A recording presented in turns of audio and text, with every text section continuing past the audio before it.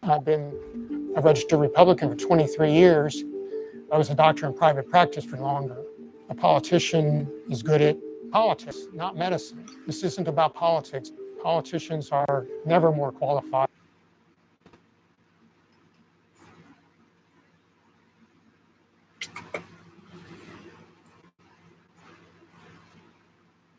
It's 1.5 Celsius drinks. Wow. Man, I haven't been this alert in years. Wow. Wow.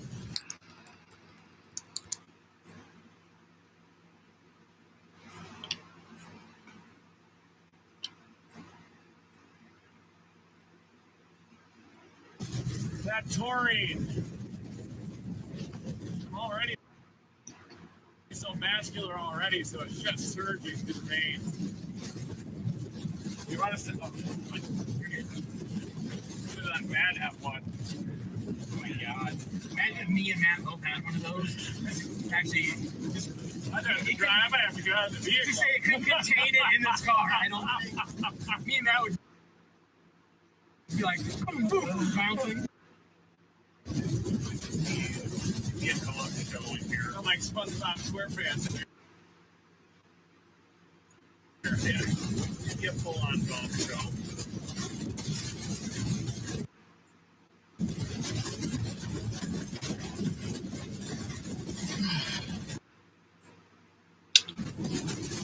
The stakes are as high as they can be. Steve Hatchie, probably if you're on that coastline, I would get out of there. Still got time to get in. Let's head up to Cross City.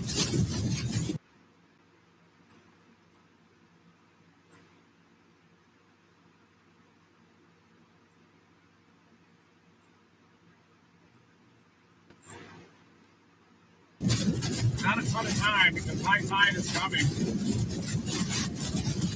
Yeah, we're gonna pull into Steen at you right as this puppy is getting there. Perfect timing.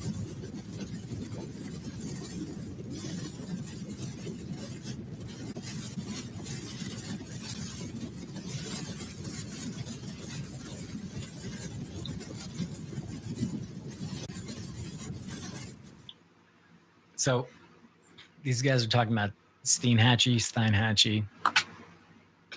We don't know the pronunciation of every city in these United States. But you see, here's Perry all the way up at the top here. And you could see if you kind of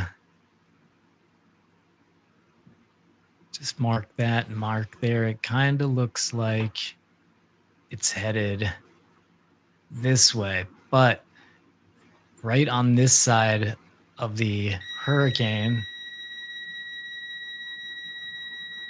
I'll look into that. Back in a sec. Transmission. Do you remember that? We went to a place called Roy's Transmission out in Esteban. I might have to tell you guys the story later. Yeah. Remember my friend at the keys that I said Yeah. He's on the high note. I can just feel it in the photo. Yeah. Masculine energy. Yes. God.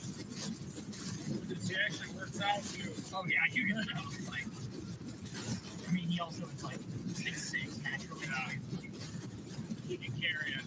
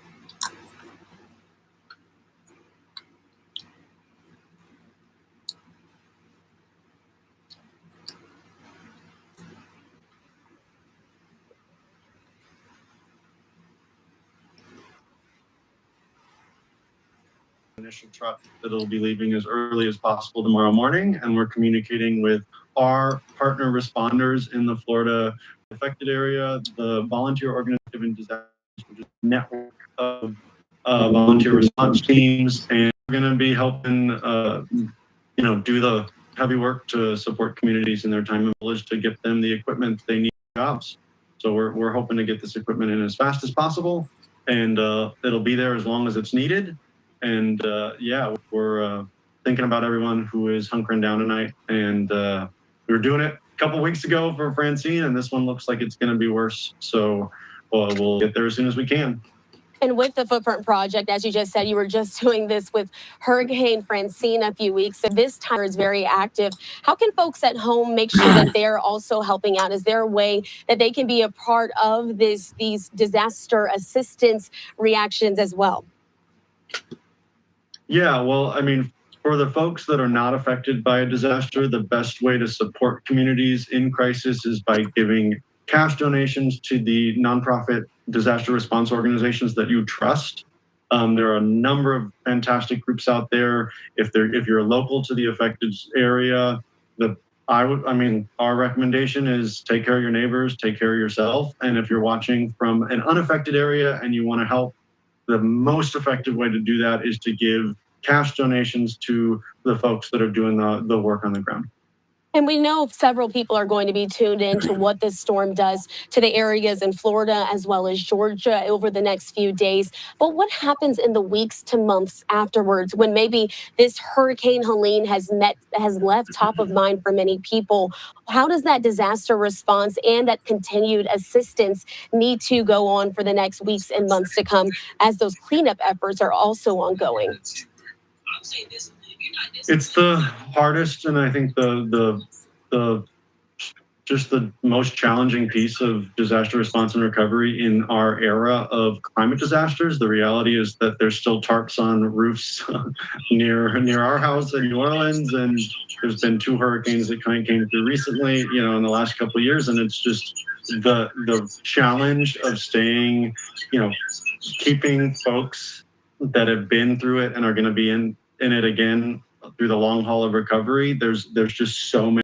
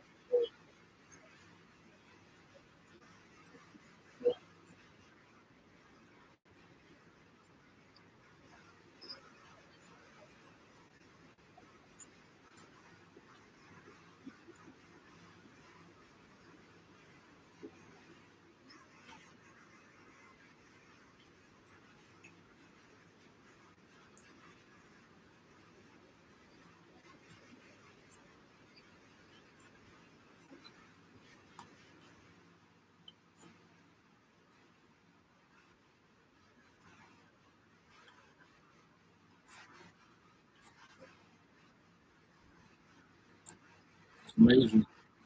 It is.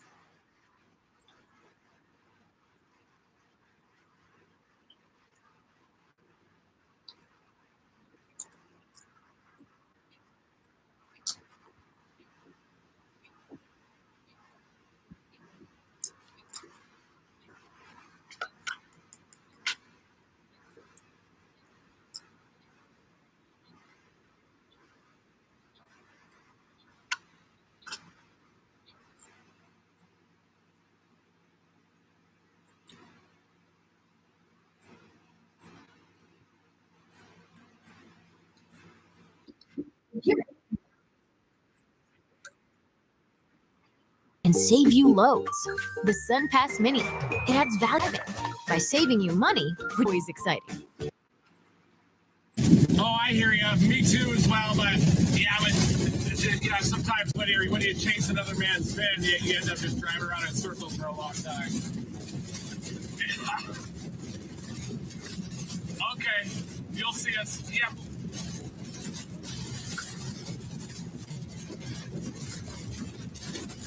Okay. All right. You guys will see us coming in too. You'll see lights.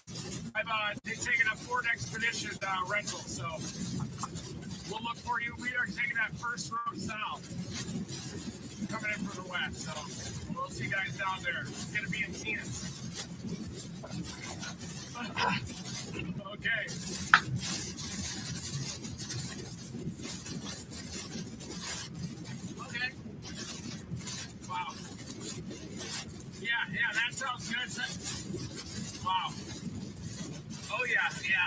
we'll be good. I'll be down there in a sec too to take a look. Sometimes I like to be embedded, nipple deep in the surge. Okay. Yeah, well, maybe not in the dark.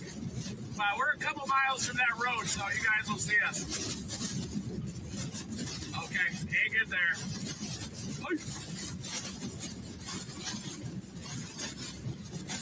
158 mile per hour wind.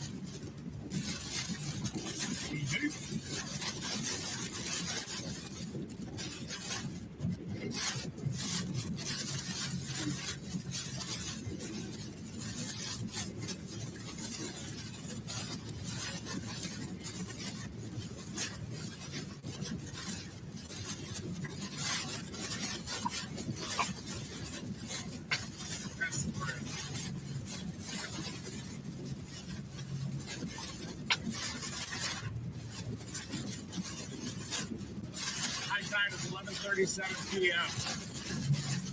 Right on time.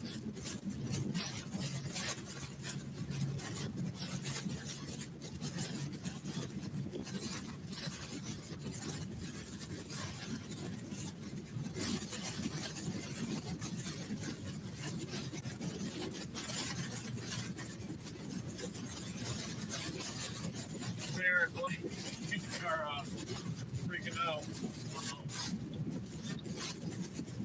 Not a lot of people down there.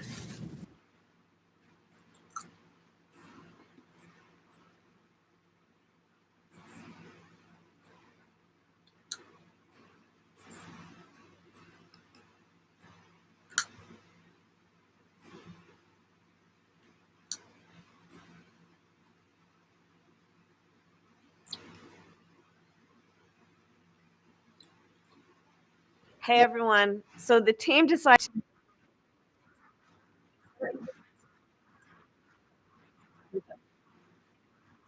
then Governor Tim Walz and I get to meet you in person on the road. Since launching this campaign, we've seen tremendous momentum. Worse, the water continues to creep into the neighborhood, so we had to move a little further down. Obviously, storm surge is the biggest concern here in Tampa when it comes to Hurricane Helene, and this is an evacuation zone, so many people have left, but also many people have decided to. They've never seen it get this. So I've been in the neighborhood about 30 years, and this is seeing the water come up into the neighborhood so far, based on my 10-minute bike ride. And as you can see, as I mentioned, the water continues to come into the neighborhood. All of that is storm surge. You can see the water all day. We've seen people come out here just curious to see the water and how it has come over the sea. Many people have been riding their bikes, walking, driving, and even wakeboarding inside of this water. Obviously, that's very dangerous. We don't recommend that you do that. Now that the sun has gone down, a lot of people are staying inside. Officials continue to urge you to stay inside and off the roads if you don't have to be on the roads. For now, live on Bayshore Boulevard, Rebecca Petit, ABC Action News. Rebecca, and your cameraman kind of zoomed out behind you, and it looks like a river. I don't know where you are, but I'm seeing cars pass you, and it looks like they're having to go down a side street because that area right in front of you is impassable. How far down are you on Bayshore? Are you near Swan? Give us an idea of what street you're on. I know you said Bayshore Boulevard, but where's the cross street? How far south are you? We are on Swan at this point. We've moved further down because the water continues to come down. So we are on Swan at this point. You can see people on their hoverboards, still very curious, just trying to take a look at how far the water has come down. Oh, yeah, we see people on scooters there, too. And we just want to remind you, take this time to say that water is not a fun area to play in, as we've talked about. This is not just water that, comes from your sink or from the bay. This is mixed with fecal matter and bugs and snakes and anything and everything that comes from our sewer system. And it's just not something you should swim in or bike in or scooter in or more even just walk in, because if you have a cut on your foot or anywhere on your body and that water gets into that cut, it's a bacteria that I can't imagine would just give you a horrible infection. And it's just not a safe area to be in. This looks like an optical illusion. I don't know. I mean, it looks like those are literally waves on Bayshore Boulevard there, and it's going in like two different directions. Rebecca, correct me if I'm wrong. Are the lights flickering out there as well? Are you seeing kind of some power hits? No, right now it seems that all the lights are still on. Everyone does have power at this moment, so that's good news. Okay. However, yeah, you can see those waves crashing. Definitely not safe to be out in that water. People are getting closer, but turn around once they realize how dangerous it is right now. And can you tell us how many streets, obviously you guys have had to move a couple times, are flooded? Are there very few to get down now because so many of them are flooded as this surge continues to rise? At this point, we have one light, one cross street with a traffic light where people are kind of stopping and turning around. And like I said, we're on Swan. And at this point, people are realizing that they can't go any further down than that. And so we're on Swan and Fielding at the moment. And once you hit that intersection, you're going to have to turn around. Yeah, so I imagine Bayshore is shut down, not just to where Howard and Swan, that area always floods. That's very common. But even further down south the other way where you're getting closer to the base, MacDill Air Force Base, Bay to Bay, Euclid, Gandy, that area, I have to imagine, is also starting to flood because, again, as we mentioned, the water has nowhere to go. The ground is so saturated, the surge is continuing to rise, and we're nowhere near high tide yet. So unfortunately, this will only get worse. All right. Well, you stay safe out there, Rebecca. Thank you for your latest report. We'll check back in with you in just a bit. Let's go ahead and move to our northern counties as well. ABC Action News reporter Eric Waxler is in downtown Crystal River right now. And this is really going to be also a part that's really going to take the brunt of it there. Eric, what are you seeing there? Yeah, we're starting to see the worst conditions so far this evening. The rain has definitely picked up, and we're seeing the strongest wind gusts that we felt so far. We're in the town square in Crystal River and Citrus Avenue that leads out to Kings Bay, and that's where we're going to be watching throughout the night as you see the hard rain coming down and the gusts of wind.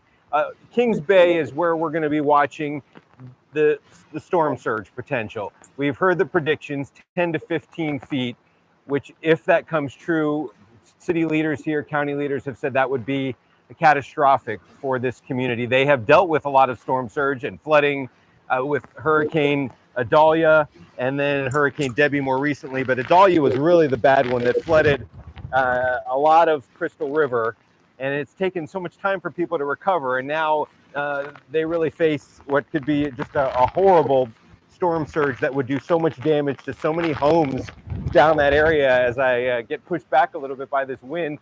And this all is expected to hit maybe around midnight or so. That might be when we start to see it. And here where we are, these businesses, they've put sandbags, they've boarded up their windows, and this area has been cleared out for most of the day, as a lot of the area of Crystal River has. That's US 19 out there. We still see some people out on the roads, which at this point I would say is not a good idea.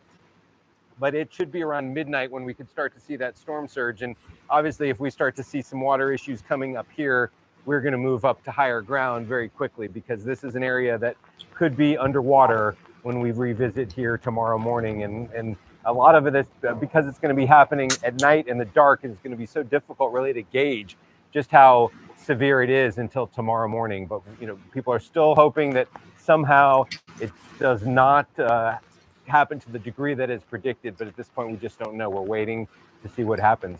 Live in Crystal River, Eric Waxler, ABC Action News. Eric, thank you. Well, as Chief Meteorologist Dennis Phillips and, of course, our meteorologist Jason Adams mentioned earlier, it's been a couple hours actually now that it is a Category 4, so I don't think that's going to go down anytime soon since it's still in the water. So stay safe out there, Eric. We want to go now into St. Petersburg. It's continued to flood there, Shore Acres in particular. It's a neighborhood that we know is prone to flooding, has been flooding for many years now. Katie LeBron has been there all day. Katie, I feel like you're getting higher and higher because you are running from that water. We need to make a decision. What does the data say? I'm not... Why not use Monday.com's dashboards? It shows you which projects are stuck, where to spend less, and what your customers need. Check this out. on Shore Acres Boulevard. I mean, this is completely impassable. The entire road is just underwater right now. Homes that have been sandbagged up to the front door, the water clearly creeping up there. So the idea that this is happening now, some 4 or 5 hours away from high tide, is pretty scary, pretty frightening. I want to just give you a little vantage point. So we're on sort of a platform here overlooking Shore Acres Boulevard. This is the parking lot of the recreation center. I can tell you, we've been standing out here for about 25 minutes or so. And when we got out here and got situated, the flood or the puddles of water were sort of concentrated in this corner. And I said to my photographer, Matt, look, we'll show some of the water starting to creep in. Well, that was about 25 minutes ago. And look at this. This is what we're seeing. We're even talking about moving our van, which is parked in the parking lot here, to another section of this recreation center because the water is just spilling over into this parking lot at such a furiously fast pace that it's surprising us, quite frankly. This has always been the concern in this area, which, as you stated earlier, is prone to flooding. It's sort of a rinse and repeat kind of feeling out here where people talk about flooding here just on a typical rainy day, on a normal rainy day. And so the expectation, the fear was anywhere from 5 to 8 feet of water after that high tide around 1 o'clock this morning. And it appears, at least at this point, that might come to fruition. And that's pretty scary for this area. I know that the Pinellas County Sheriff's Office already has their water rescue teams on standby. They are ready. They are preparing, and they are expecting to have to come in here, whether it's through the overnight hours, in the morning hours, early morning hours, to go ahead and help people get out of their homes because this water is rising so fast in this very flood-prone community already. That's the very latest here. We'll be out here, of course, for the next couple hours. As this water continues to rise, we are going to head to safer, higher ground because it's just coming in so furiously. Guys, back to you. Katie, quick question. The homes that we see behind you, do you know if anyone's home right now? Did you talk to them? So it doesn't appear like anybody is home, at least on these in these homes that specifically that I'm looking at on Shore Acres Boulevard. I can tell you that we have been in touch. We've been staying in touch with a homeowner who's right on the bay side of Shore Acres Boulevard. He decided to stay put. He's been sending me some videos. I just spoke with him, I guess about 40 or so minutes ago, and he said, yeah, the water is rising, and it's rising very quickly. It's already crested his dock, crested his dock, making its way into the backyard. He decided to stay put. Throughout the afternoon and the early evening, we had been talking to people. Some people stayed, some people leave. I mean, that's kind of the story in every community. For people who have stayed here, these are individuals, who have been here for a while. They've gone through flooding. They've gone through pretty severe storms. I spoke to a couple of guys who moved in about 3 years ago, and they said after the 10 inches of rain last summer during Idalia, they decided to go ahead and evacuate today. For some perspective, guys, Idalia brought about 4 feet of storm surge to this area. The expectation, again, is that 8 feet will come with Hurricane Helene.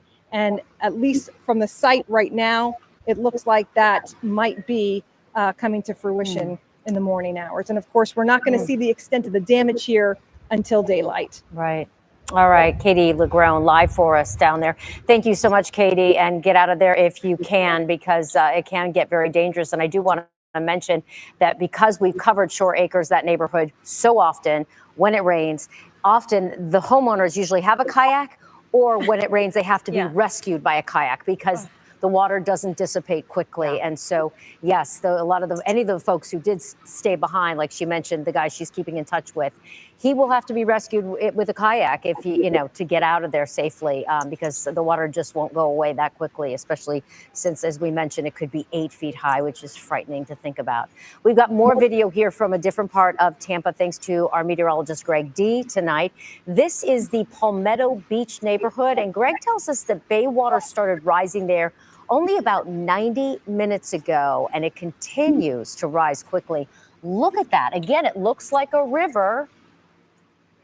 Oh, this is new video. This Okay. is video coming out of Southwest Florida from the Lee County Sheriff's Office. The Sheriff's Office actually shared this video of the deputies headed out in a buggy in a rescue boat for calls for service in that area. We were just talking about how people might have to call to get rescued. You can see them navigating through those flood streets. I know the video has run out there. As we know that rescue crews, they're not going to go out until it's safe for them to go out. So as you see the waters rise, it definitely gets unnerving. You're just going to have to kind of stay put for a second. Yeah, for sure. Okay, we want to go out to our Forrest Saunders live in Tallahassee, which is going to be ground zero, as we think, because the hurricane is not taking a new course. He's normally our Capitol reporter, but he's in the middle of this storm, waiting, I think, for landfall. Forrest, what are the conditions out there right now? I think ground zero has new meaning for us here in Tallahassee. There's a lot of concern that that's exactly what this is going to be with this landfall fast approaching. We originally thought it was going to happen earlier in the evening, but it looks like Helene's taken her time getting here, which in some ways was good because it gave a few more people some time to get to shelter or get out of town. But now we have to suffer the consequences, which is an increased strength of this storm. Now Cat 4 maybe could get higher. That's what I was just hearing from emergency management officials just a little bit ago, as they were trying to get the latest readings because they fear that this thing might increase to a Cat 5, which is unthinkable, right? 130 miles per hour, that's some of the concern up here in Tallahassee. If this storm does hit at that strength, it will be the hardest hit hurricane that this town has ever suffered, right? They have never had anything like this before in recorded history, and they are preparing for unprecedented damage here. One of the big reasons why, not just the flash flooding, that's a concern up here, but the trees as well. That's a huge concern, and we are getting an emergency announcement right now on some of our cell phones. I don't know what that says because I don't have mine with me, but there is a lot of concern that these trees could become deadly, they could become damaging. And what we were hearing from emergency personnel is if you live in the Tallahassee area and you hear these cracks, these snaps, these pops, you are to treat it like a tornado. They are being told to go into the bathtub in a center part of your home, get some kind of heavy blanket to put over you, maybe a mattress of some kind to try and keep your body safe from any kind of debris that might fall in. That is what we are dealing with here. And then if you go further to the east, where we are starting to see this path maybe move a little bit in some of the most recent NOAA reports, you've got Taylor County. And earlier this evening, the Taylor County Sheriff's Office and their Emergency Operations Center put out a statement. And this is pretty grim. I'm going to paraphrase it for you. But what they were telling people is if they are not heeding the evacuation order, if they are not going to safety, they're going to try and ride it out. They're telling people to put in permanent marker their name and their birth date so that they can be easily identified. That is how grim things are getting for some of the people in this state who are not heeding these evacuation orders. Now, they had a little bit of extra time to get to safety. I know that here in Leon County, we have more than 1,600 people that are now in shelters.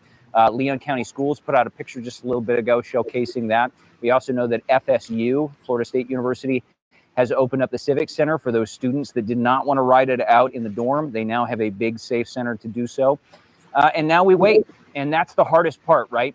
You're noticing that there is some wind going on right now. There is still a little bit of rain. These are just the outer bands. Things are expected to get much worse. In fact, the EOC, the Emergency Operations Center for the state, while it is rated for a Cat 5 hurricane, we found out recently that the roof is only rated to like 128 miles per hour. Already with a Cat 4, you're exceeding that, right? They still have confidence that everything's going to be okay here because this is a very strong building and it was well built. But at the same time, that's what you're dealing with. Unprecedented weather for this part of the state. We'll have to wait and see what happens. All right. I wanted to follow up a little bit about on what you're looking at right now. And so, by the way, right now winds are up to 140. So it is Cat 4. It's going to make landfall in an hour. This is literally moving so quickly. I think it's going to make landfall in an hour. And I will tell you, I think you're right on the fringe of the real heavy stuff. I mean, the western eye wall will probably be about 5 or 10 miles east of where you are. It's a really close call. My son goes to FSU. He sent me pictures of those students in that hall. I mean, were they there because they just didn't feel like the dorms were safe enough? Yeah, I mean, that is some of the concern, is that they just didn't want to take any chances, I mean, listen, FSU, it's a red brick structure, right? That's the whole theme out there. It's a very strong facility, very strong campus. But if you're in a dormitory and you're just not feeling safe, maybe you want to get to a different location, that's why they opened up the Civic Center. It is there for those that want it, who maybe felt like they were just a little unsafe being where they were, or they wanted to be with their friends. And so it's another option, right? But I will tell you that FSU is about as strong a campus as you can get, given that it is made entirely out of red brick. It is a giant fortress. But again, this is a community that has not experienced this kind of weather. And that's what's really concerning for a lot of people, including the mayor, which is why he was so stark in some of his comments yesterday, saying to expect unprecedented damage, whether it's flash flooding or whether it's trees down. This is a town that has not experienced this kind of weather in the past. And so a lot of this, we don't really know how things are going to shake out, but that's why we are taking precaution now. Well, yeah, and I'm looking right now at the radar, and the left part of the eye wall is showing some lightning. So I'll tell you, I'm not sure who you talked to at the EOC, but I'm not sure we're going to go Cat 5. But if we see, that left eye wall getting stronger, it could still go a little bit higher than it is, even with landfall. One more quick question. So, I find it interesting because Tallahassee, you'd think it's in an area that's kind of a storm track. There's all sorts of storms that go into the Panhandle, and yet that city has remained unscathed. My son got an email from FSU saying that they might very well be out of class for weeks. I mean, are there people talking about this as a long-term issue for the area? Yeah, I mean, that's definitely the fear. We had nasty tornadoes that touched down here in the community around May 10th. Actually, it was on May 10th. I know that because it was my birthday. And it shook up this town, right? And that was just a little bit. I mean, these were nasty tornadoes and nasty storms, don't get me wrong. But that was just a taste, right? And it shut down the city for a couple of days, right? We had tree debris everywhere. And that, again, is the big issue up here for a lot of people, is their homes are surrounded by trees. There are trees that are along the roads. This is a tree canopy community. And so when you have that happen, it can really hamstrung operations. I know that the city has done everything that they can to staff up for this, right? They've got, I think, triple the workforce for utilities, for power restoration. They've got 5 times the overall city staff ready to go for cleanup and recovery, just to be as prepared as possible so that when they can get to work, they will get to work and do everything they can as fast as possible. But that's all they can do, is they can plan and they can hope and they can see what happens. And that's just the situation we're in. I'm a Tallahassee resident myself, as well as my parents. They're riding this thing out just a couple of blocks away from the EOC. And they're nervous too, because, hey, I'm an Iowan. I've never been through a storm this strong before. Sure, tornadoes are one thing. Hurricanes, whole different beast. And I'm slowly learning that it's something that you got to be really careful about and you got to prepare for. Well, let me tell you one more question. So Jason and I are looking at the track. Landfall, again, I think it's going to be within an hour, maybe slightly over an hour.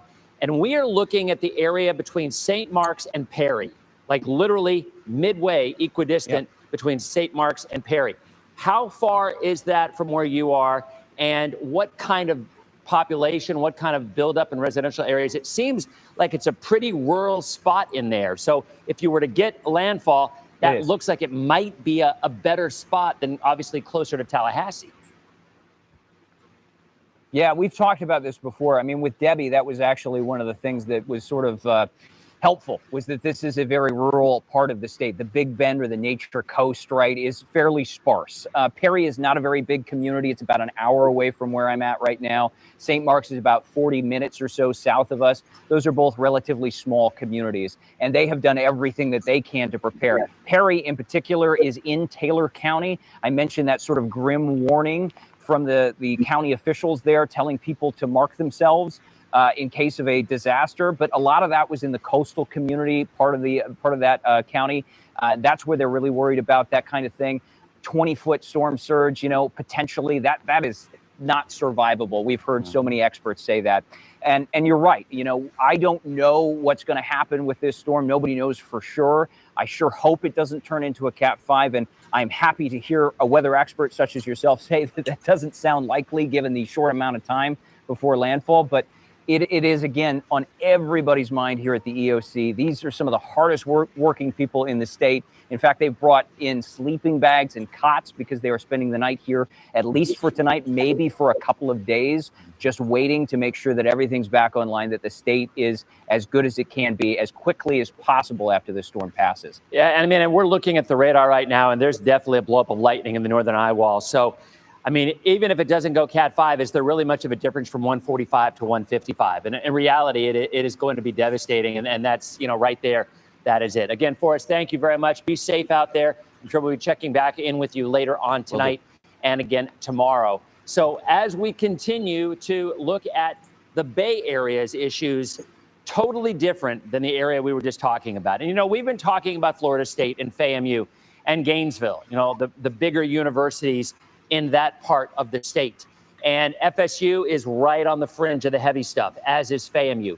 Gainesville is actually more on the fringe on the right side of it. So honestly, I think Gainesville probably would see a little bit less impact than FSU or FAMU would. We've got a lot of parents who are obviously Gators and a lot of parents who are Noles. And, you know, at this point, we definitely are right on the fringe, kind of in between the two. For us, we've been saying this from the beginning, we will not see sustained hurricane force winds, and we haven't. But unfortunately, what we are going to see is flooding time. If you look at the high tides, all right? So these high tides vary wildly. A lot of these from Sarasota to St. Pete are closer to 2 a.m. Even Clearwater Beach was showing at 2 a.m. I've had some areas showing high tides between 10 and midnight. Honestly, anytime between 10 p.m., 11 p.m., and 1 or 2 a.m., you're going to see high tides. And they vary, obviously, because the water peaks in certain locations based on the geography. But at this point, and this is, by the way, what Jason and I were just looking at. So you see our area, it's moving away. The worst is over in terms of the wind. We've had winds gusting up to 82 miles an hour.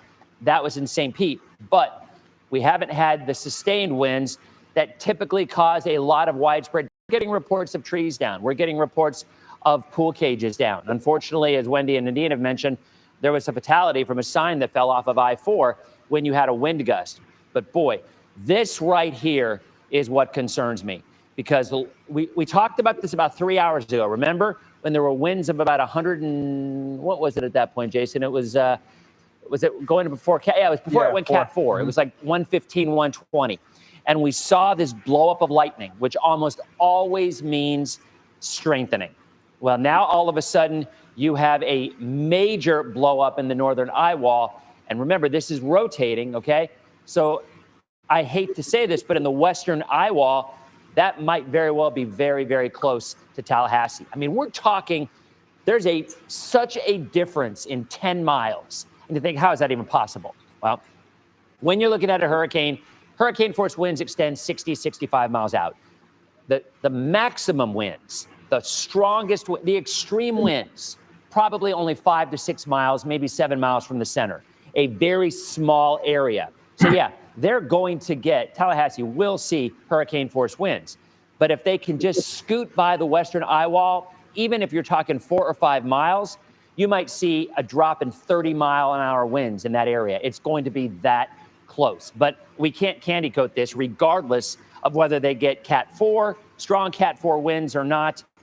They're still going to have powerful hurricane force winds. Now, the arrow that points to Citrus County, is 82 miles away and moving northeast. So again, hurricane force winds extend 60, 65 miles out.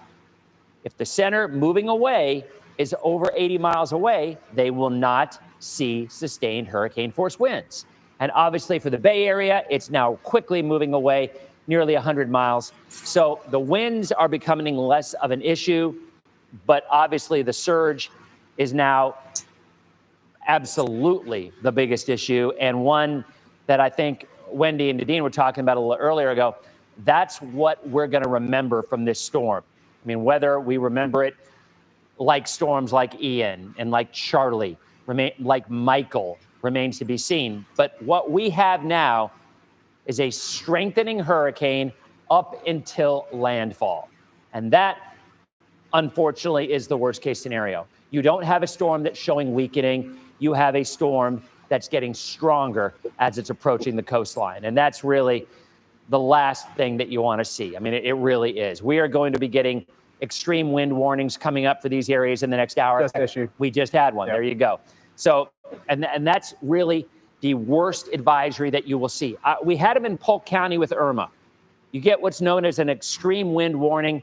Those are usually winds well over 100 miles an hour. So in that green box right there, those are extreme wind warnings. So in these areas, and that would include Tallahassee, you're expecting winds greater than 100 miles an hour coming up any minute. I mean, within an hour, but obviously you're already seeing the leading edge. And then you got this. And I think the reason they probably issued it is because of this, because that is just the worst thing to see, an intensifying storm as it gets closer. And, you know, you think, again, what's the difference between a Cat 5 at 155, 156, or a Cat 4 at 145? There's no difference. I mean, it's 10 miles an hour difference. Look at the last wind report. Newport Richey, Spring Hill, winds gusting to 79 miles an hour. Gusting, not sustained. But regardless, that's some serious, serious wind. Still sick because this storm is getting stronger. And that's the problem. Now, as it moves inland, it will start to weaken, pretty quickly as it pulls away. But still, we are just looking at what could very well be for the Bay Area a record breaker because of that forever. I mean, that is where this has been the biggest issue with this storm days on end. But yet, it's hard to wrap our head around these kind of numbers, right? When you see flooding potential, 8 to 12 feet, I mean, what does that even mean? I get it. We all understand what 8 to 12 feet is. But how many times have we seen anything like that? So it's just really hard to grasp it. And I think that's going to continue until the 4 hours, because we're going to be seeing that over the next 4 hours in our coastal areas. Winds of 140 north-northeast. It is going quickly. That's good news in the sense that it will be out of here quicker. But boy, there's your track. I mean, I think we were saying earlier today, Western Taylor County, and I think that's exactly where this is going to make landfall. And you can see right there, it is getting very, very close to land. Technically, you get landfall when the center of the eye crosses land. And we are almost there. There will be yes, you'll get a new track in an hour and a half, but by then it will already have made a landfall. So there is our biggest issues, obviously the surge, and this is going to continue until 1 or 2 o'clock in the morning. I would expect by 1 or 2, by then, this thing is already probably in Georgia. So we're going to see things improve just because it's moving away so quickly. But still, because it's a big storm and covers a large area, you're going to continue to see that push. Maybe not to the extreme that we've had the last couple of hours, but these numbers are certainly within play. And even the ones on the right side, which I will be honest, I mean, for the last couple of days, I was leaning more toward the left side. I'm more of a glasses half full kind of guy. And when I see numbers like 8 to 12 feet, that's incredibly rare.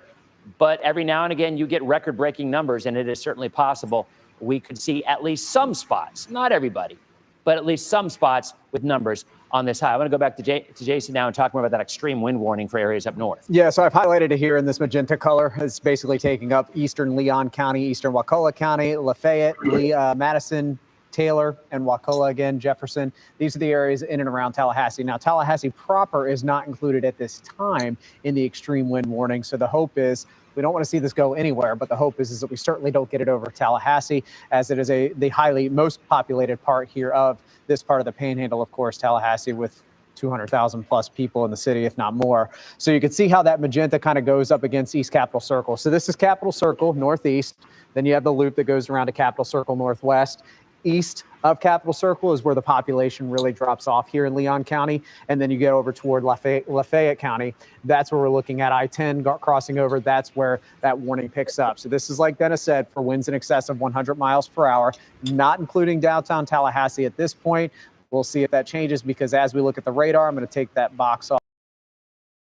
We saw this back from Hurricane Elsa, when Elsa became a hurricane, that sometimes if you get a blow up on the right corner or the top left corner of an eye wall, it can wobble toward that direction. If that's the case, then this will be eye into Tallahassee if we see a wobble. If it continues on this north-northeasterly trajectory, then that would keep the eye wall just outside of Tallahassee. So we're really going to have to see if this does try and nudge it. The reason why we're getting all this lightning here is this is the biggest convective burst. This is where the most energy in the eye is currently when we're talking about the physics of a hurricane. So sometimes that can move things left or right. We did see that again with Hurricane Elsa, and it did nudge Elsa a little bit closer to our coast, if you remember that one from a couple of years ago. So that's what we're going to be watching here with this as it's on approach within the next hour to 2 hour period. This will make landfall. Taylor County's coast is going to pick up the brunt of the eastern eye wall. This is Taylor County. Then we're seeing Lafayette County and then back to Wakulla County. And these are the areas that we're really going to be watching here for this eye wall continue to move back into the north as we go into the next hour to hour and a half period. Again, that eye wall could clip Tallahassee. And of course, while there's no surge concerns in Tallahassee because they're about 20 miles inland from Wakulla County's coastline, we are looking at the potential for 100+ mile-per-hour winds, is the strongest winds that may have been in the city outside of any of these isolated tornadoes that we were talking about just a few minutes ago. Back here at home, this is what it looks like wind-wise for us. These winds have gusted over 80 miles per hour in St. Pete, and now we have winds coming back in onshore, which of course is rising water levels here at home. So here's what it looks like outside right now. This is a live look in downtown Tampa, where we are seeing the surge. Downtown Sarasota, not Tampa, downtown Sarasota. Kylie is out there right now. Kylie, we've seen wind gusts in Sarasota up to hurricane force. How's it looking out there right now? Are we starting to see the winds come down a little bit now that the eye is moving closer to the Appalachia Bay landfall? Well, what I can tell you we've experienced right now is just seeing the surge, the amount of flooding come in. Where I'm standing right now, you can't get the full perspective. So I'm going to step out of the way. We are in downtown Sarasota right now at Tamiami Trail and Fruitville Road. Our photojournalist, Randy Wright, is giving you guys a better vantage point. If you look off in the distance, you can see some of the lights. You can get an idea just how high the water is coming up, coming in from the Gulf. A lot of this area is dark. That's because we are experiencing power outages in this area. Also, you can see a van that we don't know if someone had abandoned that, had parked it and left. But the bottom line is this area is now underwater. We had passed through here earlier this evening. It was starting to get blocked off, but this is impassable. We're at a higher elevation right now. We're at a safer distance, but you can see the wind coming in as well and how fast it is pushing this water. This is one of the main roundabouts here in downtown Sarasota. Another thing you'll notice is we had checked in earlier is the traffic lights on some of these are out. So if you are out, keep in mind, this is one location we're showing you, but you're going to see power outages. Earlier today, even at that point, it was over 13,000 people in Sarasota without power. I have to imagine that number has gone up. We don't have the exact figures at this point. But some of this as well, as Randy and I have driven around, you guys, it's not like there's barriers out everywhere you go. And now it's dark, so you don't realize that you are hitting water until you're right up on it. I can't tell you on one road how many law enforcement officers blew past us only to realize they were driving right into the water and then back up. So you can see from some of the glow of the traffic lights right here, some that are still on, the rippling of the water, how it is pushing up into this area. And again, if you are just now joining us and looking in, we are in downtown Sarasota right now. So we will continue to bring you updates, but look, as that wind blows through, I know the worst of it is past our area, but the wind is still something that we are experiencing. How strong, I'm not sure, but we were able to block ourselves a bit from that to be able to show you just how bad this is. Now we will send it back to you guys in the studio. And Kylie, I just actually checked. Sarasota Bradenton International Airport just reported a 70-mile-per-hour wind gust at about 8 minutes ago. So you're still getting these gusts that are in excess of tropical storm force, nearly hurricane force, after topping out at 74 miles per hour. Now, Kylie, forgive me if you did mention this, but obviously we can't tell how deep the water is because, of course, there's no power in this part of downtown Sarasota. Do you have any idea of an estimate where you're at? Because, like you said, cars have kind of blown past you and drove into it. Are we looking at a couple of feet? Can you give us any kind of an estimate on that? I would say easily a couple feet. Randy, what would you say? I mean, easily a couple feet. And as we are looking at some of the buildings, as we get closer to the Gulf, I mean, there's no way that you could drive through this. And some of these areas, we're heeding our own advice, not driving in any further to see. But something that I have to tell you, we've noticed, we talk about this with each storm. We are experienced in reporting on these hurricanes. There are people that have moved to this area that have not been through this. Just to gauge where we parked earlier ago, we were trying to get a signal to be able to communicate with you all back at the studio. We realized just in a mere minutes that we were sitting there, we had to continue moving our van back because that's how quickly the water was coming up. And that's the thing, it sneaks up on you and you have to be paying attention. We are looking and very aware of our surroundings right now, but this is a main intersection in downtown Sarasota. And as far as we can see back to where it hits the Gulf, this is not even looking at the barrier islands, which we've seen some photos that are just completely underwater. This is just one example of what we are seeing here. Yeah, Kylie, thank you. We were looking at that 4 to 7 foot worst case scenario forecast from the National Hurricane Center here from the middle section of Longboat Key down through Sarasota, including places like Casey Key, Nokomis, down to Inglewood as well. Unfortunately, it clearly looks like that is verifying there. So back to the winds, Clearwater Beach also at 74-mile-per-hour wind gust. We had 69 in Venice and up to 67 now in Tampa. Clearwater Beach, you are now in major flood stage from the surge. We've exceeded 5 feet. So we have hit a 5-foot point of a water rise, and that has now put us in major flood stage. And at that point, we'll likely see most of Clearwater Beach or sections of it have overwash from the Gulf into the bay side. The complete part of the island would be underwater once we get to the 5-foot part, which is, of course, why we're seeing major flood stage now here at Clearwater Beach. I want to show you this graphic. Let me go back to it. I forgot to put some pause points in here, but we talked about when do these winds start to lighten up for us? When do we get back to those just typical 20, 25-mile-per-hour winds? Well, there's the wind field. It's now basically from Savannah, Georgia, all the way south to Naples. That's how far-reaching these tropical storm force winds are. So as we put this in motion for you, going to about 11 o'clock to midnight, we're still in the tropical storm force sustained winds. So those are winds over 30 miles, 39 miles per hour. And we see gusts that could occasionally exceed 60 miles per hour. Fast forward to about 3 a.m., Tampa south, we start to come out of those tropical storm force sustained winds. Our northern spots continue to be in that. And then by about 8 o'clock tomorrow morning, everybody is below sustained winds of tropical storm force with gusts that are probably on the order of 25 to 35 miles per hour. Also want to remind you, too, that we do have a tornado watch.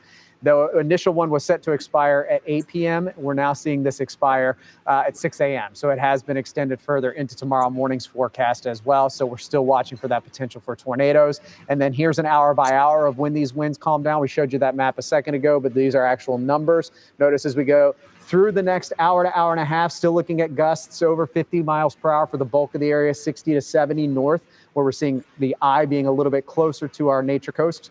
And then as we go into midnight to 3 a.m., look at the blue color start to fade away. That's sub 40 mile per hour wind gusts. Fast forward to 3 a.m. and then overnight into tomorrow morning by 5 to 6 a.m., we're actually looking at those winds being below 30 miles per hour. So I know a lot of you are saying, when is this going to stop? You're without power. The power outage map for the state of Florida now, 631,000. And we're looking at Pasco County and Hernando County really starting to see big numbers drop here as well.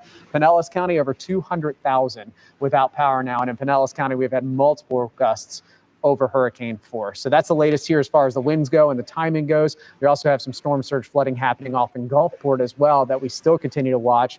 Dennis, what have you got from that? Yeah, talking about storm surge. So this is just incredibly devastating in my mind personally. So my in-laws live in Siesta Key, right, south of Sarasota. They don't live in the Gulf. They're about a mile from the Gulf, and they have a little canal in their backyard. In the 20 years that they've lived there, they've never had water any higher than maybe up to their garage. This is in Siesta Key. This is far down from where the increased surge is supposed to be, right? So I just checked in. Apparently, there's 3 feet of water in the house, second floor, because the water is so high and they're downstairs. That is not on the Gulf. That is not on the bay. That's on a little bitty canal. And that's how high the water is.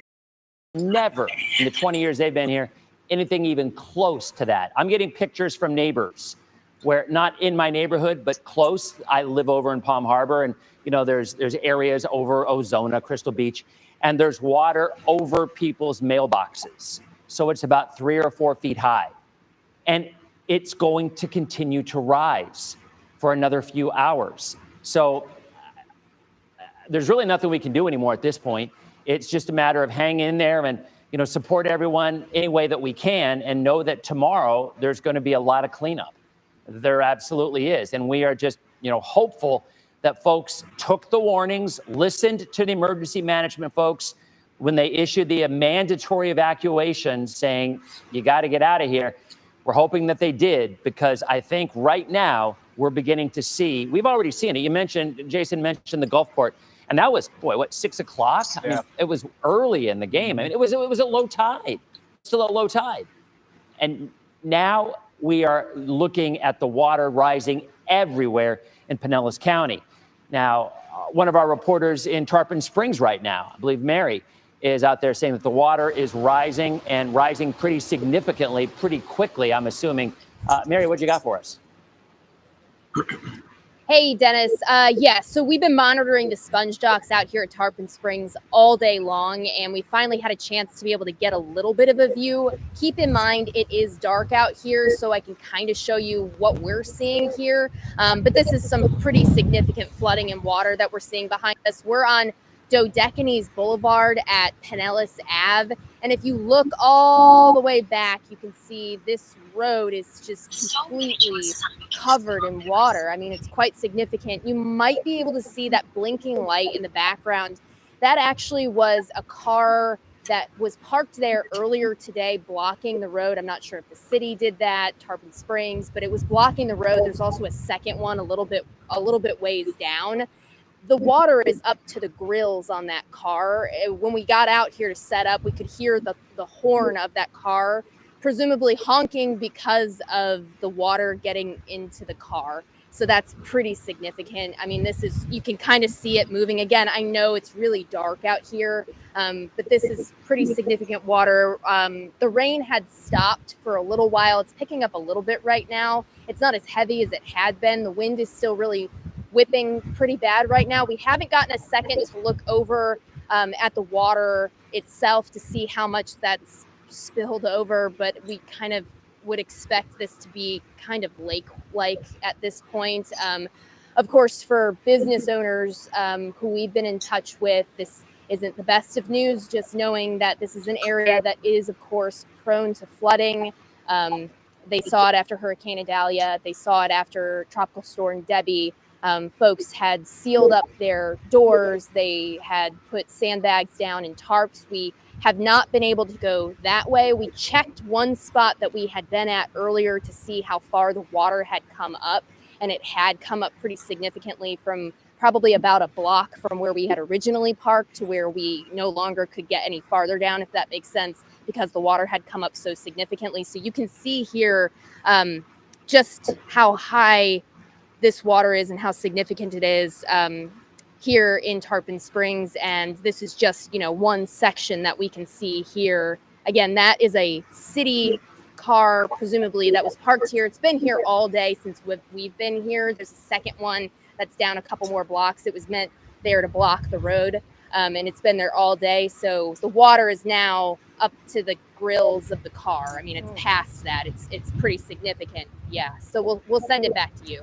All right, Mary, thank you. And because you're in Pinellas County, I do want to mention this, that a third of the folks in Pinellas County now have no power. So if you're listening to us on the radio or our app on your phone, you're not alone, because these numbers, a couple of them have doubled or even tripled. Duke Energy is now reporting over 200,000 folks without power. TECO saying 82,200, FPL, Manatee alone, 35,000 folks without power, and Sarasota, 42,000, almost 43,000. So if you don't have power right now, and again, you're listening to us on the radio or on your phone, hopefully it's charged fully, or you have your iPad or your computer charged so that you continue to stay in touch with us and listen for any warnings. Because that storm surge can bring down power lines aside from the wind too. So even as the tide continues to rise, you see how strong the currents are here. Those can bring down power lines. I got a video of transformers blowing in Clearwater from a friend of mine just now. So you can imagine those numbers are only going to go up, even though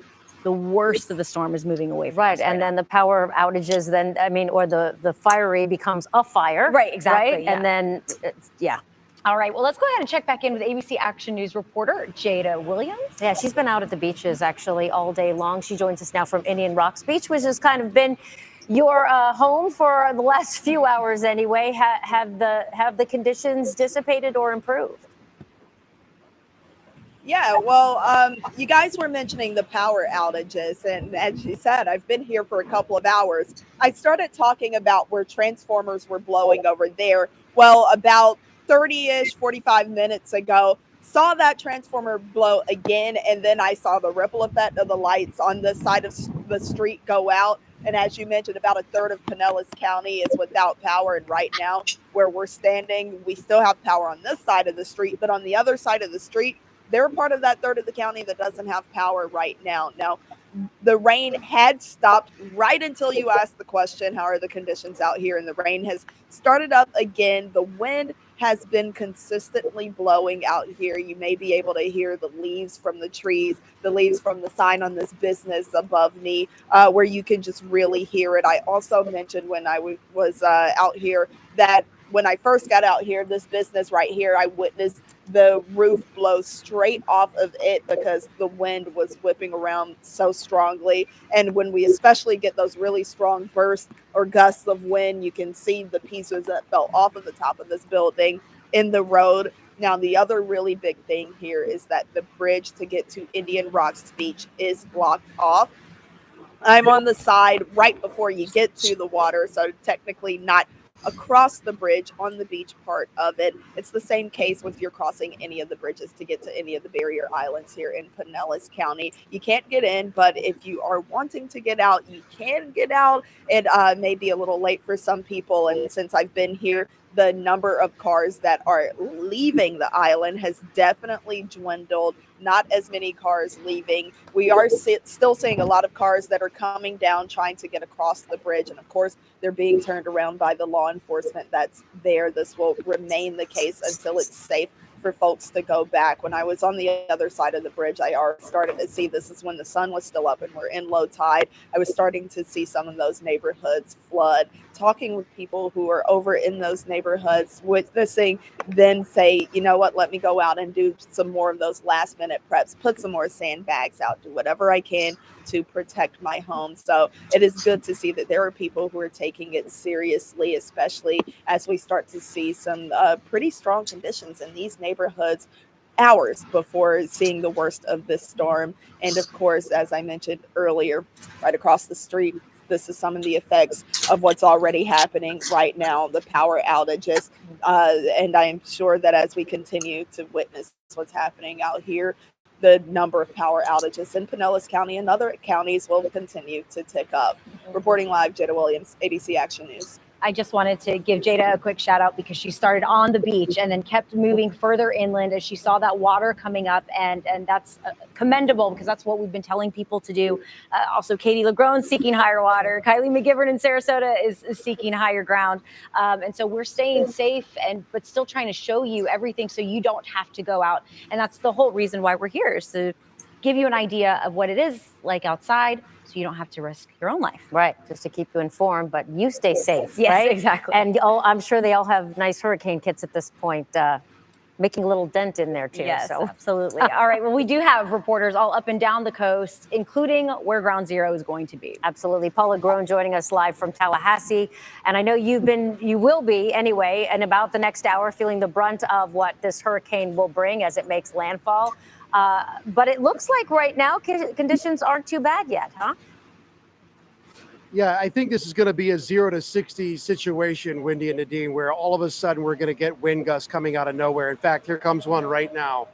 Yeah, it's going to be a situation where things go downhill pretty fast, and we're getting close to that hour right now as Helene is starting to come ashore here. Tallahassee on the west side of perhaps the strongest part of the storm. Wind gusts, 74 miles an hour. Will be happening here soon. When you look around, you see as night has fallen, the rain now coming down. It has picked up steadily within the last hour as I've been standing here. And we've been talking all day. The major threats here in Tallahassee, aside from the rain and the wind, is what that wind is going to do to the trees.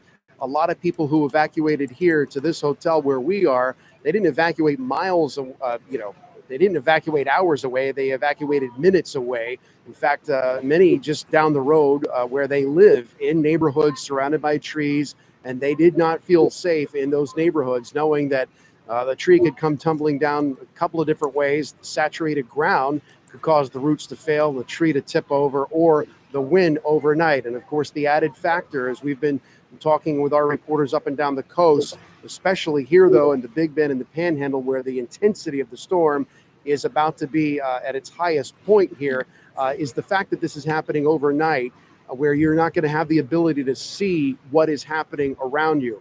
I can tell you, as you come back to me later, I'll be out in it. And as the wind picks up, we're already seeing some of these signs start, blowing in the wind here. A lot of them, by the way, political signs. I didn't even think about this. With it being political season, all those yard signs, people didn't pick them up. They're going to be flying projectiles here pretty soon. So come back to me a little bit. We'll show you a little bit more about what's going on, but it's definitely starting to pick up. And it's all of a sudden. I've been through storms before where it sort of phases in. This is a much quicker turn up of the volume.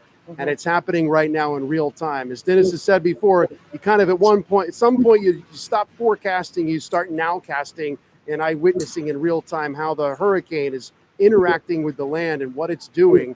And we're almost to that point. We're almost there right now. Helene is at our doorstep. Yeah, and Paul, as he also says, it's time just to look out the window and experience what it is because it's happening. So we will we'll definitely check back with you in the next 30 to 60 minutes because I'm sure it's like a light switch. Like all of a sudden, he's going to feel that wind and that surge pretty quickly. We want to move over to St. Petersburg. We've continued checking on the Short Acres neighborhood. As we know, that area floods all the time, even during our summer afternoon storms. And we've seen it today. We've seen it into the evening. Yeah, Katie LaGrone has been there all day. And Katie, we've been watching the water just slowly creep up to a couple of houses right there. We know they've done this before. They've been through this before. It's still difficult to see. I also see you holding down your hat right now. So it looks like the wind is definitely picking up there. Yeah, a couple updates. So first, we had to move. We had to move from where we were, Shore Acres Boulevard at that rec center, which is about a couple hundred yards away. You can see there's a truck coming from there.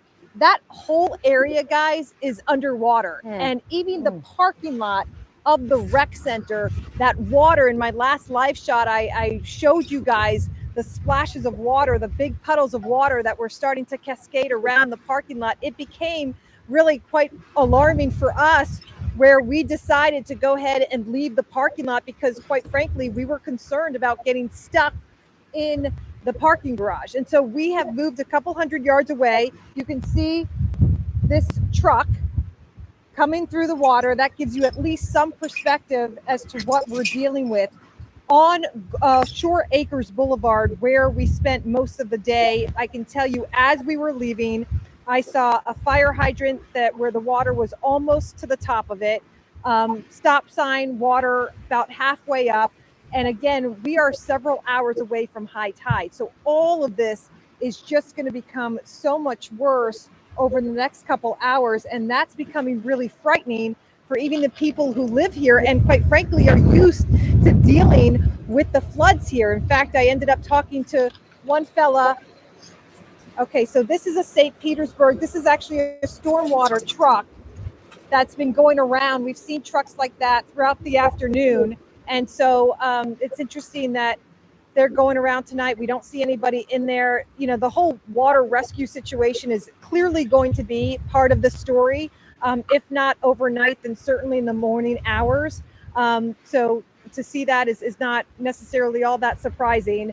I think eventually we'll end up seeing some folks being rescued. But I did end up talking to a gentleman who was walking, just kind of taking, a little bit of a site survey, and he described what he saw in the back area as worse than a year ago, worse than Adalia, worse than Debbie, called it, quote, pretty crazy. Interesting also, we haven't felt rain in the last hour, hour and a half or so, but we are dealing with these gusts of wind that you can see. I'm sort of losing my balance at times, but we are getting these gusts of wind, no rain, at least for the time being. What, I've been saying all afternoon, all evening, that the big concern here, much like so many parts of Tampa Bay, or all of Tampa Bay really, is that storm surge impact. The expectation, the potential prediction, whatever you want to call it, was 5 to 8 feet. I can tell you that officials, rescue folks, the sheriff even told us earlier that he expects to be on the higher end of that storm surge potential, which is about that 7 to 8 foot mark, which would be pretty historic for this area. Just for some perspective, Idalia last summer, storm surge peaked at about 4 feet here. So we're looking at double that. And at least according to what we witnessed just a short time ago, that literally forced us out of that neighborhood, it looks like that potential high point could come to fruition. We will see the damage. We will see the extent of this in the morning. All right. That is the very latest from St. Petersburg. Katie Legrone, back to you guys. All right, Katie, be safe out there. We do know that Pinellas County said that they're going to turn off water because that water, the flooding, can inundate their stormwater system. All right, in case you might have missed it when we told you earlier, sadly, the storm has turned fatal. This is video from about an hour ago when the sign fell on a car on I-4. This is in Hillsborough County, right here in Tampa, on the ramp from 21st Street in the westbound lanes. That ramp is now closed as crews are on scene. Obviously, our prayers to that family, and it's just devastating to see. Yeah, and this, it probably isn't the only sign. Well, we saw the gas station sign that was obviously much bigger than that. Yeah. And just, and you can imagine the gust of wind that must have picked that up out of its, foundation and lost it. And I believe it looks like, if these are live pictures, Eliana, are these live? I think this is from earlier. These are from earlier. So I imagine that I-4 westbound is now reopened. But again, there was a fatality there. We also have new video from Tarpon Springs, if we can go to that. Mary O'Connell has been keeping us up to date on the conditions there. And again, the rain and the wind continuing to pick up. Just not a good situation, obviously, to be outside anywhere at this point. Hopefully everyone is safe and heeding the warnings as well. And that's not sped up video. That's not No, fast forward. real. Yeah. I mean, it looks like you would just hit the fast forward button. No, that is just showing how fast the wind is going across the road there. Indeed it is, in almost two different directions too, both west and east at the same time. The Bradenton Police Department has also closed the Palma Sola Causeway. You can see the surge pouring onto the shoreline there along the road. A boat was even pushed up onto the street as the wind and rain strengthened in that area. Debris, again, littering the road, which has happened all over our different counties. And this is why, of course, officials have repeatedly warned residents to hunker down and stay off the road as this storm passes. We also have new video from our crews out in the field. This is from our sports anchor, Kevin Lewis. He is in Town and Country in Hillsborough County. They are on Hillsborough Memorial Street, and that street, you just saw it there, is seeing a lot of flooding tonight as rescue vehicles and first responders are kind of driving through there just to make sure that you don't, because they've closed down some roads in Town and Country. And this video from the Citrus County Sheriff's Office shows the weather knocking out the power in that area. This is at the intersection of West Gulf to Lake and North Duncanfield Avenue. You see the rain and that strong wind pushing through the area as the lights flicker on and off. This, as emergency crews go passing by. Again, and this is why it's just so important for residents in that area to stay off the roads, especially as the surge continues to rise and we get later into the evening, because, anywhere from 11 p.m., as we've said, till about 1 a.m., where it is high tide and the surge continues to increase the flood. It's only going to get worse there in Citrus County as well. A quick mention before we go to our next live shot. The Hillsborough County Sheriff's Office tells us that US 301 from DeSoto Road to Hanaway Drive is now closed. TSO is now blocking off that area. Again, they ask you, stay at home, stay put. We just showed you all those videos showing all the roads closed, the dangers out there, the water's rising. Wendy, we've been talking about how saturated the ground has been. Right. We're seeing it in areas that aren't even on the coast that are flooding. So right, because we've just had so much rain for so many months now that there's nowhere for the water to go. We want to head up north to our northern counties. ABC Action News reporter Eric Waxler is in downtown Crystal River right now. I guess still a bit of the calm before the storm because conditions will continue to deteriorate as this Hurricane Helene gets closer to you. Yeah, exactly. And we've had a lot of wind right now, some gusts that you definitely feel. The rain has stopped. That's something, I guess. But really, it's not the wind, it's not the rain that people here are most concerned with. It's the storm surge that we've been hearing about. And the predictions of 10 to 15 feet, it would be catastrophic for the people here that have already dealt with flooding in their homes from Hurricane Idalia. There's still homes that haven't been fixed, remediated from all that. People have spent thousands of dollars to fix their homes. And then there was Hurricane Debbie that also led to some flooding last month. And now we're in the town square here in Crystal River. Things are quiet. The businesses here have boarded up. They've cleared out. We saw some people taking out some last minute items out of the restaurant over there. There's a gift shop where all the items on the lower racks have been taken out in case, I think they pretty much assume that there's going to be water into some of these businesses. The question is just how much. We have seen further down toward Kings Bay where the water will likely be coming in later tonight, maybe around midnight. The road is closed, and we've seen the sheriff's office constantly back and forth sending vehicles because they are patrolling that area to make sure that everything is secure, make sure people are off the roads. The homes back there, it didn't look like many people had stuck around. I think after what they've been through in the past, they know that it's not a place they are going to want to be later tonight. But right now, as people, all day have just been kind of waiting, and we haven't had a lot of terrible weather here. It has deteriorated over the last couple hours, but again, it's that storm surge. It's the unknown of just how much water will be coming into this community in the hours ahead. The sheriff said that this is the worst storm event that this community will deal with in 100 years. So he put that out there, and that's definitely trying to get people's attention not to mess with this at all. We talked to the mayor, and he put on a positive attitude that this community will be able to withstand whatever comes their way because they have dealt with things before, and it is a tight-knit community, and there are a lot of people that will be out here probably tomorrow helping each other and making sure that everyone deals with this. If there is anybody that is stranded that needs help, that needs supplies, there'll be people out there to help, I'm sure. But it's not something anybody here wants to go through again. It's like getting punched in the face, and then here they go again. So we'll wish the best, of course, for everyone here. We've been here since yesterday, and we'll be here overnight and see how things shake out when the sun rises tomorrow and just how bad the flooding gets from that storm surge. Back to you guys.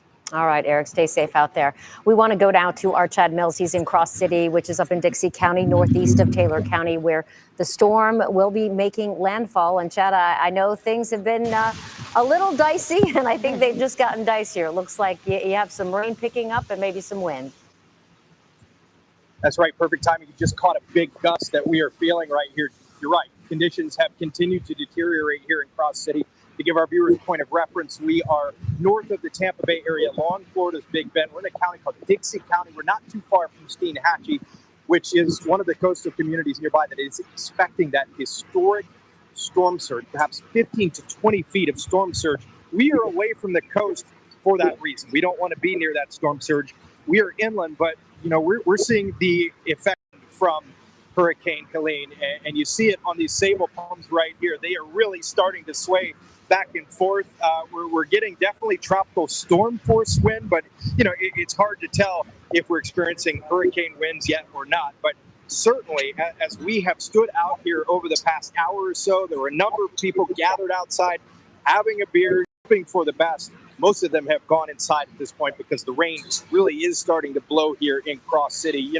We have been covering these communities on foot. We have a transformer arcing behind that tree. The lights have really been flickering here at our lodge. We expect we will lose power any second now. So far, though, it's holding steady, believe it or not. But as I was saying, we've talked to community leaders in these communities along the Big Bend of Florida. They are hoping that people heeded the warnings and sought shelter in lodges like this one. We've talked to a number of people who live in Steinhatchee and Horseshoe Beach, which is another community nearby. They are seeking refuge inside the lodge, but we know a couple people at least stayed behind, hoping to ride out this storm. But you see the wind right here, but the story along the Big Bend is that surge, life-threatening surge. Taylor County Emergency Service, as we get another big gust of wind here. Taylor County told us earlier, a very stern, serious warning, just telling people to, if they're staying behind, to take a Sharpie and write their name, phone number on their wrist, just in case they need to be identified later. Kind of hard to talk about something like that, but that could be the unfortunate reality from so much storm surge from this hurricane. But, what we're feeling now, a strong tropical storm, perhaps gusts in hurricane strength here at our lodge in Cross City. But we will keep monitoring things and bring you more throughout the night here from Florida's Big Bend. We'll send things back to you guys in the studio.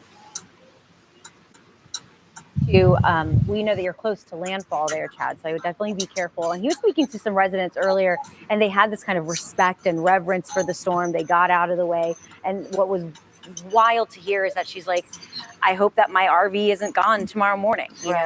She evacuated to a hotel where Chad is staying. So yeah, it's amazing. And she said, I'm going to let nature take its course. And it's just incredible. Yeah. You got video from where?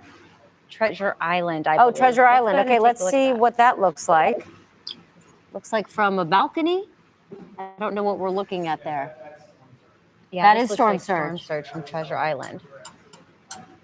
Okay, Jason Adams is telling a Looks like and then Clearwater Beach is over 6 feet now and in major flooding stage, Oh, wow. major flood stage. So my guess is that this picture with it up to the first windowsill is at least 4 to 5 feet in Treasure Island. Now, the fire department there, they are no longer responding to calls for service on Sunset Beach there in Treasure Island. Something to mention as well. Crews say they will resume operations once those conditions are deemed safe, which is what we've heard. Jason, talk about the high tide. When is it supposed to hit that area? Clearwater high tide is a little after midnight. Okay. So we're still seeing the water being pushed in not only by the tide, but also, of course, the onshore wind that continues. So we haven't hit the peak yet of our flooding. And just a few minutes ago, Dennis was talking about his in-laws in Siesta Key. They've never had flooding in their house before. They're now perched into their second story of their home in Siesta Key because the water is about 3 feet inside of their home, and they've never had flooding before. And now all of a sudden, they've got 3 feet. Been monitoring. We're clearly at the 5 foot mark for a lot of our. We're not at high tide yet, so we can't sure